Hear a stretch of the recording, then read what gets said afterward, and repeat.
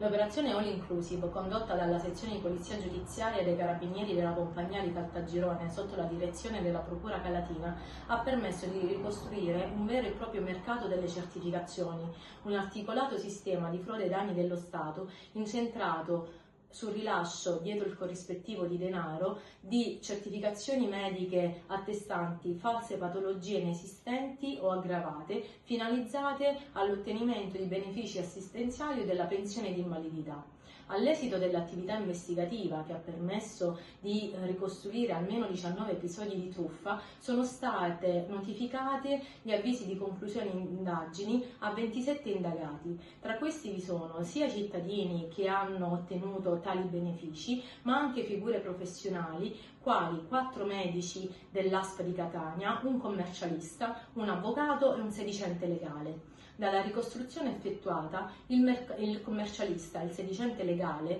dietro il corrispettivo di ingenti somme di denaro che sono arrivate anche a 4.000 euro a soggetto, garantivano un vero e proprio pacchetto all inclusive. Infatti loro, facendo da intermediari, promettevano sia il rilascio di tali certificazioni false, ma anche fornivano consigli su come presentarsi davanti alla commissione per fingere le patologie, ma anche assistenza legale nei processi civili davanti al Tribunale di Caltagirone qualora fossero state rigettate le istanze.